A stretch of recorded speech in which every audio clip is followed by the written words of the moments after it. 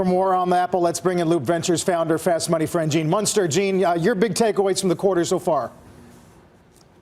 Carl, I think there are three that aren't as obvious. And the first is this company is an earnings powerhouse. And I want to put that into perspective. We just usually gloss over that EPS number. They're going to earn more money over the next 5 years. This is what we estimate compared to overall FANG combined, or call it equal amount. So this is underappreciated, I think, by investors, in important part, GAAP earnings powerhouse. The second is I want to put a finer point on China. It did improve. Specifically, the iPhone was the pain point last quarter. We estimate that the iPhone, this is not a reported number, was down 40%, 40, in the December quarter, and it was likely down 28% in the March quarter. So that was the kind of the magnitude of improvement. And the last is the significance of the buyback. I've been on the call here, so I haven't heard the full conversation that you've been having.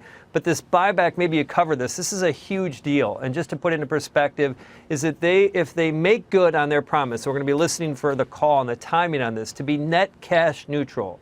If they make good on that promise over the next 5 years, that theoretically should raise the stock price by about 25%. I won't go through the details of the math on that.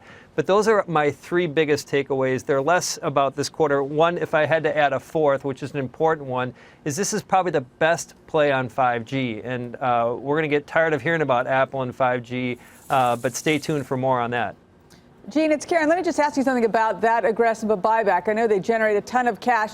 Do you think that they should hold back some of that in case they do want to do a very meaningful acquisition, or they could just generate it and even become somewhat indebted if they had to? So they will still have, after they get net cash neutral, they'll still have about $130 billion in cash on the balance sheet. They also will have 115 in cash. There's 115 in debt. So that's so Karen, they'll have $100 billion to, if you will, make a massive acquisition, even at net cash neutral. Hey, Gene, it's Tim. Remind us where you are in terms of Apple TV and just what you think the timeline is for this being either meaningful or truly accretive to the story we're talking about here. It's still early. Probably the best play is going to be around the services side and what we're going to hear about in the fall in terms of that probably $7 a month, the video subscription piece.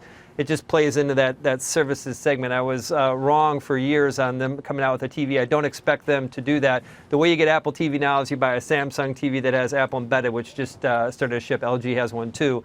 But I think I just want to wrap this up before I jump back on the call, Carl. I think investors are largely underappreciating what this stock can do. I think this story could be a $350 stock over the next couple of years.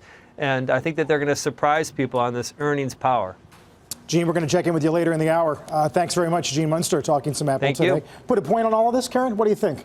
I'm long. I'm staying long. I feel like they've got a little bit of momentum after what was a really disastrous start to the year. So I'm staying long, but I'm not pounding the table here. I wouldn't be adding a lot. And have we answered the question of own it, don't trade it, don't own it? I think you can be a trader and an investor. I am a trader. That's what I know what I do. 3 weeks to 3 months is my time horizon. I will wait on Apple. I will play that 5G rollout, but it won't be tomorrow morning. Price action tomorrow is going to be really interesting. I mean, if this is one of those things when Jim talks about all the time, it opens at 214 on big volume, fades the rest of the day. That might be a tell, and Brian could absolutely be right. I do think you can trade the stock. No disrespect to Tim or Jim Cramer. It's provided you some great opportunities. Not to say that I've gotten it right, but I think as a trader, you can absolutely trade this. And I think tomorrow, in terms of volume, in terms of price action, that'll be the tell for the next 6 weeks. By the way, this is 10% of the triple Qs. This is 17% of the XLK, and it's obviously 3.5% of the S&P. So it's a big deal for markets tomorrow, to state the obvious.